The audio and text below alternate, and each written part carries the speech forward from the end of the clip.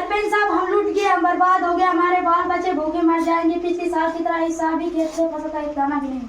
हाँ, मैं भी परेशान हूँ। आखिर कहाँ गए वो दिन जब हमारे खेत सोना उगल रहा है। सरपंच साहब मुझे लगता है कि हमारे खेतों पर किसी जिन या देव का साया जो इन फसलों को उगने से पहले ही खा जाता है।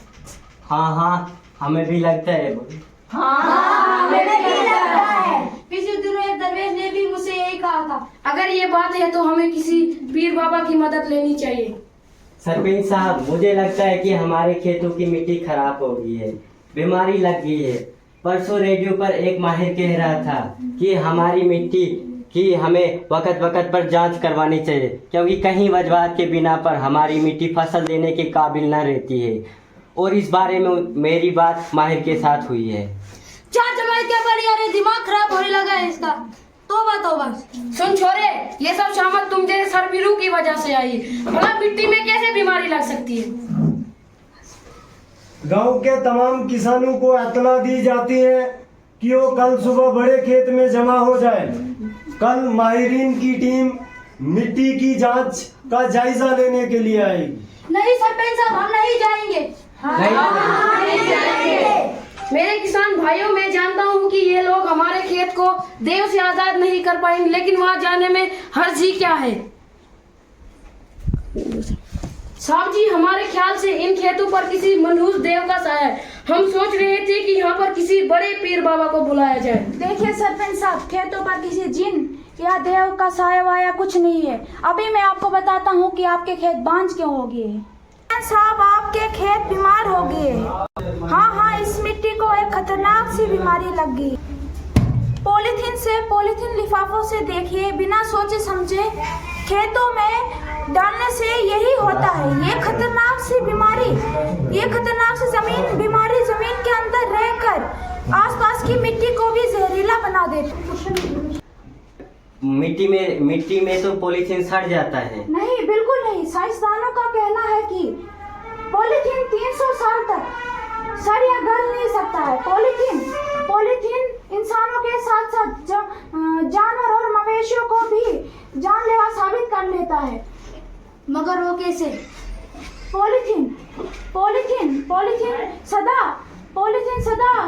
गली कोचों में पड़े रहते हैं, जिसकी वजह से जानवर आके उन्हें निगल लेते हैं और हाजमा ना होने की वजह से वो आहिस्ता मर जाते हैं।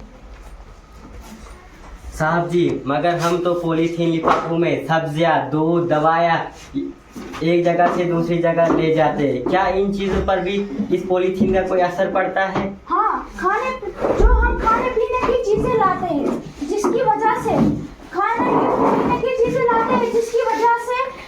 हमारे आत्मा को मिश्रा शहद बना देता है। मगर वो थोड़े लिफाफे से इतनी बड़ी जमीन को कैसे खराब कर सकते हैं? थोड़े से लिफाफे।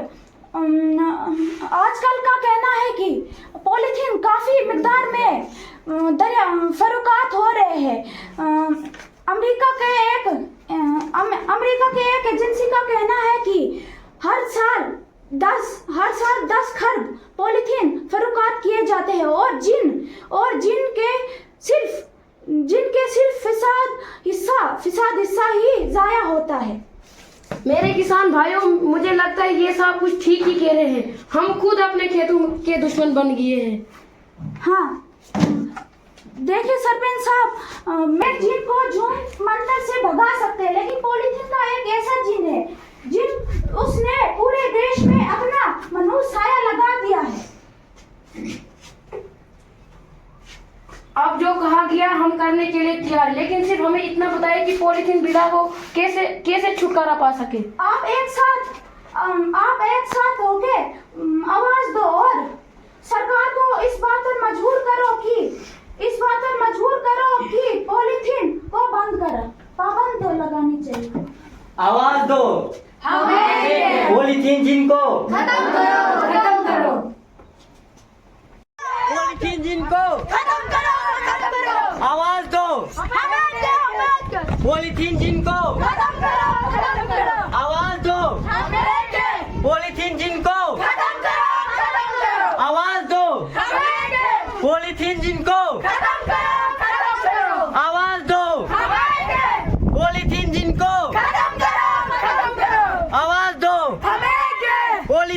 जिनको आवाज दो, पॉलीथीन जिनको